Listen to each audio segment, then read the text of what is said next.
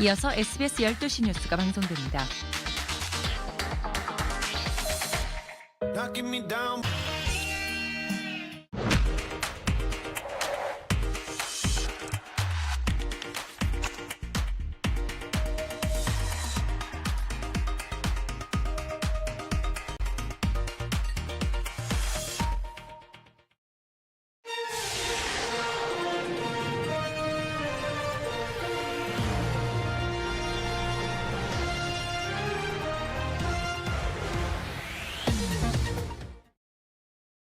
뭐든 다 주고 싶은 게 아빠 마음이. 내란 특검이 계엄 해제 표결을 방해한 혐의를 받고 있는 추경호 전 국민의힘 원내대표를 압수수색했습니다. 김건희 여사에게 인사청탁을 한 혐의를 받고 있는 이봉관 서희건설 회장은 특검에 소환돼 조사를 받고 있습니다. 지난달 소비자 물가 상승률이 9달 만에 가장 낮은 1%대를 기록했습니다. SK텔레콤이 해킹 사태로 요금을 절반 할인해준 영향인데 농수축산물이 13개월 만에 가장 큰 폭으로 오르는 등 다른 물가는 크게 오른 것으로 나타났습니다. 북한 김정은 위원장이 중국 전승절 열병식 참가차 오늘 새벽 북중 국경을 통과했다고 북한 노동신문이 보도했습니다. 김 위원장은 방중에 앞서 신형 대륙간 탄도미사일 연구소와 미사일 공장 등을 방문하며 무력을 과시했습니다. 최악의 가뭄을 겪고 있는 강릉의 저수율이 14%대까지 떨어졌습니다. 당국은 저수율이 10% 아래로 떨어질 경우 시간제나 격일제 급수에 들어가기로 했습니다. 안녕하십니까. 12시 뉴스입니다. 특검팀이 오늘 추경호 국민의힘 전 원내대표에 대한 강제 수사에 나섰습니다. 또 김건희 여사에게 인사청탁을 하고 고가의 목걸이를 건넸다고 자수한 서희건설 이봉관 회장이 오늘 특검 사무실에 출석했습니다. 취재기자 연결하겠습니다. 권민규 기자, 추경호 전 원내대표에 대해서 특검팀이 어디를 압수수색하고 있습니까? 네, 내란 특검팀은 오늘 오전부터 추경호 전 국민의힘 원내대표의 지역구 사무실과 국회의원실, 그리고 서울 강남구와 대구 자택에 대해 압수수색을 진행하고 있습니다. 특검팀은 계엄 선포 직후 추 전 원내대표가 국민의힘 의원 총회 장소를 여러 차례 변경하는 방식으로 다른 의원들의 계엄 해제 표결 참여를 방해한 게 아닌지 의심하고 있습니다. 특검팀은 김 여사 일가의 양평 공흥지구 개발 특혜 의혹과 관련한 압수수색 과정에서 이 위원장이 건넨 걸로 추정되는 금거북이를 발견했습니다.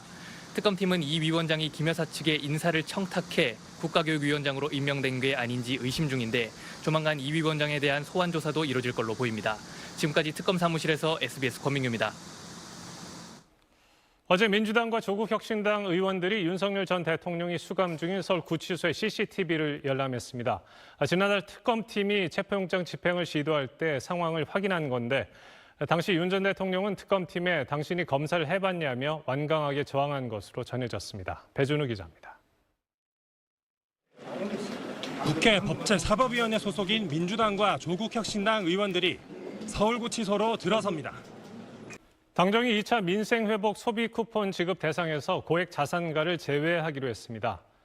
지난 2021년 국민지원금 지급 때처럼 가구별 건강보험료를 제외 기준으로 하고 고액 자산가를 배제할 수 있는 별도의 기준도 마련키로 했습니다. 또 소비 쿠폰의 생활협동조합 사용을 확대하고 군 장병이 근무지 근처 상권에서 쓸 수 있는 선불카드를 지급하는 방안도 검토하기로 했습니다. 중국 전승절 열병식에 참가하는 김정은 북한 국무위원장이 오늘 새벽 북중 국경을 통과해 베이징으로 가고 있습니다. 김정은은 어제 평양 출발 직전 ICBM 엔진 개발 연구소를 방문한 것으로 나타났습니다. 안정식 북한 전문 기자입니다. 중국 전승절 열병식에 참가하는 김정은 북한 국무위원장이 오늘 새벽 전용 열차를 타고 북중 국경을 통과했습니다. 이재명 대통령이 오는 23일부터 미국 뉴욕에서 열리는 제80차 유엔 총회 고위급 회의에 참석합니다. 이 대통령은 기조연설에서 민주주의 회복 과정을 공유하고 한반도 문제를 비롯한 글로벌 현안의 비전을 제시할 계획입니다. 또 유엔 안전보장이사회 의장 자격으로 인공지능과 국제평화 그리고 안보를 화두로 한 안보리 공개 토의도 주재합니다. 우리나라 대통령이 유엔 안보리 의장을 맡아 공개 토의를 주재하는 건 이번이 처음입니다. 강릉의 저수율이 14%대까지 떨어졌습니다. 세대별 계량기 용량을 75%까지 줄이고 운반 급수도 확대하고 있는데 저수율이 10% 아래로 떨어질 경우 시간제나 격일제 급수에 들어가기로 했습니다. 조재근 기자입니다. 강릉의 상수원인 오봉 저수지. 바로 옆 도로 위에 급수차들이 줄지어 섰습니다. 960여만 명의 회원을 보유한 롯데카드에서 해킹 사고가 발생했습니다. 아직 고객 정보 등 주요 정보의 외부 유출은 확인되지 않았다는 게 롯데카드의 입장인데 해커가 결제 서버에까지 접근한 것이 확인돼 내부 자료가 유출됐을 경우 상당한 파장이 예상됩니다. 이현영 기자입니다. 롯데카드는 지난달 26일 서버를 점검하던 중 특정 서버가 악성 코드에 감염된 사실을 확인하고 정밀 조사를 진행하고 있다고 밝혔습니다. 오늘의 주식 시황 알아보겠습니다. 신경민 씨가 전해드립니다.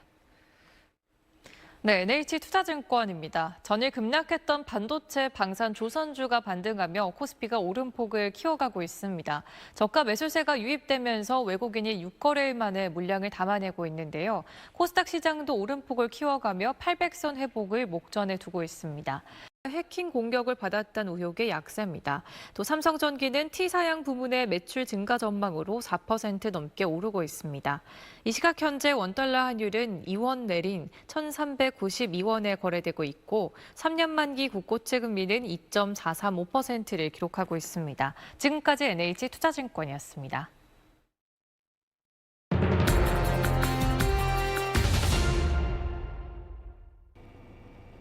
올해 상반기 국내 50대 그룹 오너 일가의 자산 가치가 33원 가까이 늘어난 것으로 나타났습니다.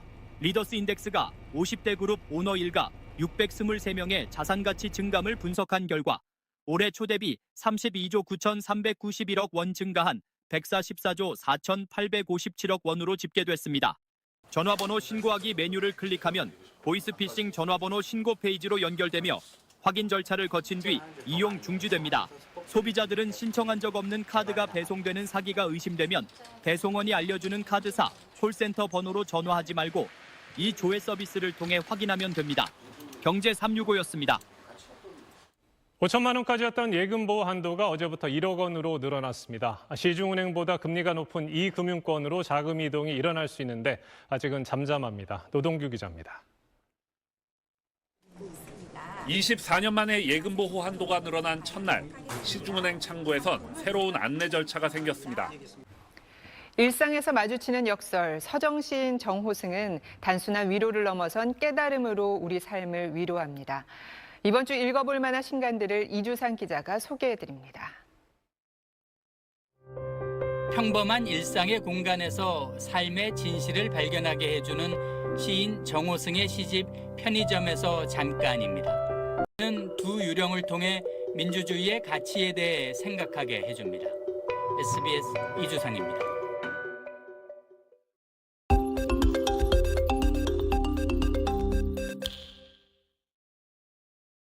현지 시간 지난달 31일 폰데어 라이엔 유럽연합 집행위원장을 태운 항공기의 위성 항법 시스템 GPS가 갑자기 오작동했습니다. 유럽 13개국도 EU에 서한을 보내 민간 항공기와 선박 등이 피해를 보고 있다며 러시아의 GPS 교란 문제를 해결해달라고 요청한 바 있습니다. SBS 남승모입니다.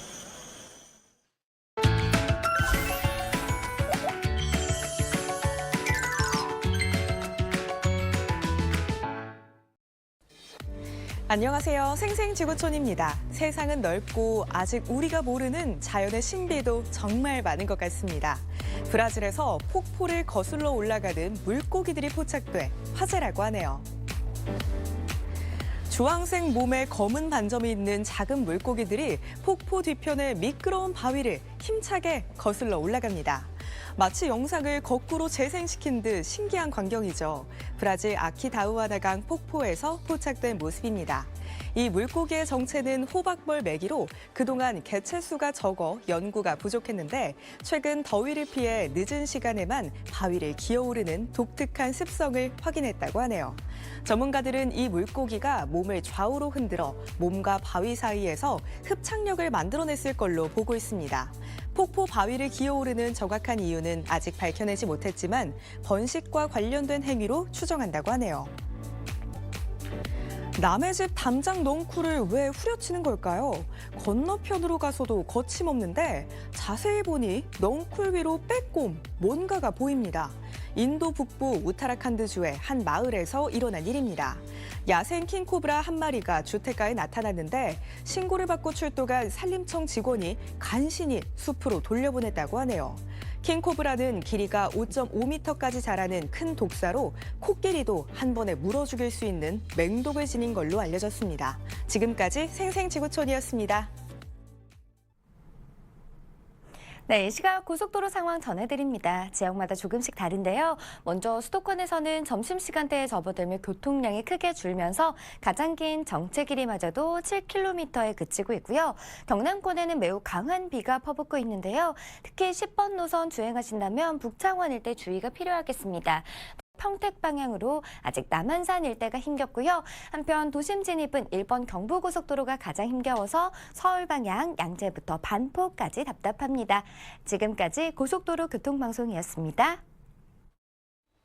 오늘 전국 하늘 표정 대체로 흐린 가운데 남부를 중심으로 저녁까지 비가 내리겠습니다. 현재 레이더 영상 살펴보시면 일부 경남과 전남, 제주 지역에 비구름이 위치하고 있고요. 특히 현재 제주 서귀포시에는 시간당 60mm가 넘는 매우 세찬 비가 쏟아지고 있습니다. 따라서 제주 지역을 중심으로 호우특보가 내려졌습니다. 당분간 충청 이남 지역을 중심으로 소나기 구름이 자주 발달하겠고요. 목요일 오전 한때 중부지방에는 살짝 비가 내리겠습니다. 날씨였습니다. 12시 뉴스를 마칩니다. 고맙습니다.